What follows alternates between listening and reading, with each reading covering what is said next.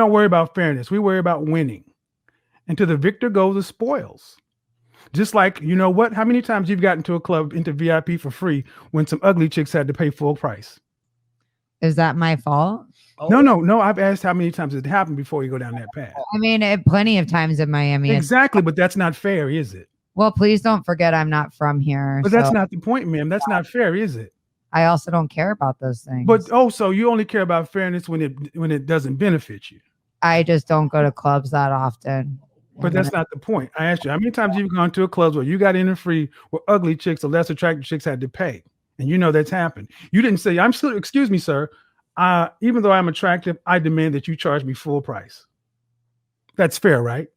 Okay, so because I into places and get that fair? That means that I should get fair. Before we go there, I'll answer your question if you at least answer mine. Is that fair? Life isn't fair. Well, if that's the case, you accept it in the sexual marketplace too. It doesn't mean I have to accept other people's bullshit. No. Well, see, the thing is, ma'am, see what you've proven, like many feminists and many women, you're okay with the double standards that benefit you. But the ones you don't like, you just throw at the wind, use sign language, shame, insults, guilt, and the need to be right to deflect and dismiss guys who are normally intimidated by this thing. I'm not. I'm just challenging your positions. You're okay with it not being fair when it benefits you. You're oversimplifying a very complex situation. No, it's not really complex. There are no such thing as loyal. The concept of a loyal, highly effective, competitive alpha is a female notion. And have to continue to compete with other pretty girls because men are too simple to stick with one. Well, how about this? The kind of men you're talking about are simple enough to make the lights you live in, the air conditioning, all the stuff that you, hold on, excuse me, ma'am. The simple men built the world that you use.